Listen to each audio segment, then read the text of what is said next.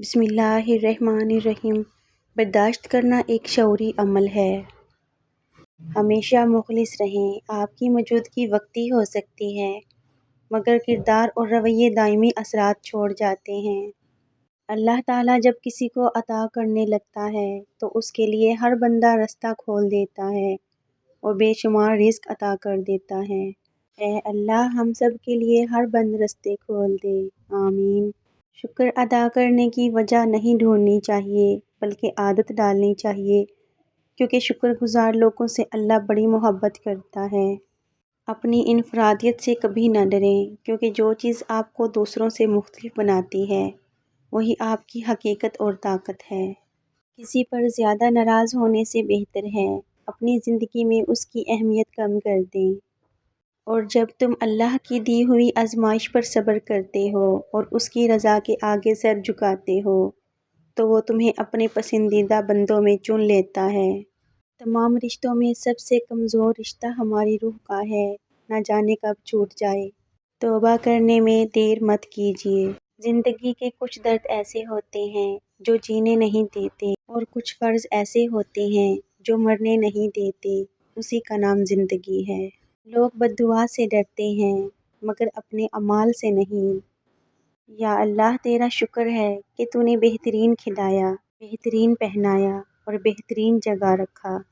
زیادہ سوچنا انسان کو ختم کر دیتا ہے، بس دعا کرو اور رب پر چھوڑ دو۔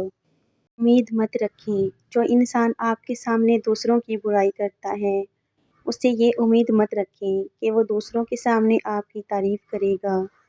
شخصیت بن کر جیو، شخص بن کر نہیں، کیونکہ شخص تو خاک ہو جاتے ہیں لیکن شخصیت زندہ رہتی ہے۔ ڈپریشن کوئی قدرتی بیماری نہیں ہے، یہ آپ کی زندگی میں گھٹیا لوگوں کا دیا ہوا تحفہ ہے۔ رشتہ وہی کامیاب رہتا ہے جو دل سے جڑا ہو، ضرورت سے نہیں۔ زندگی کی الجھنیں شرارتوں کو ختم کر دیتی ہیں اور انسان سمجھتا ہے کہ وہ سمجھدار ہو گیا ہے۔ پیسوں کے قرض تو ادا ہو جاتے ہیں لیکن رویوں کے قرض ہمیشہ باقی رہتے ہیں۔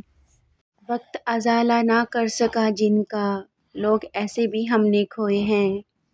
جس انسان کا دل صاف ہوتا ہے وہ کبھی مثبت بات کو منفی نہیں سوچتا۔ عاجزی حسن کا بہترین روپ ہے۔ نبھانے والے منایا کرتے ہیں، چھوڑا نہیں کرتے۔ جس کے ساتھ چلو اس کو پتہ چلنا چاہیے اور جس کے خلاف چلو اسے بھی پتہ چلنا چاہیے۔ درمیانی راستہ منافقت کا ہے۔ بہت خوبصورت رشتہ ہے میرا اور اللہ کا، زیادہ میں مانگتی نہیں، کم وہ دیتا نہیں۔ باپ کے بعد شوہر اللہ کی جانب سے عورت کے لیے چنا گیا مضبوط ترین سہارا ہے۔ صبر کرو، دیکھنا اللہ اپنی مدد وہاں سے بھیجے گا جہاں تم اپنی ہمت ہار کے لوٹ آئے تھے، انشاءاللہ۔ زندگی میں تین چیزیں کبھی ایک جیسی نہیں رہتی: آپ کی عمر، اچھا وقت اور آپ کے اپنے۔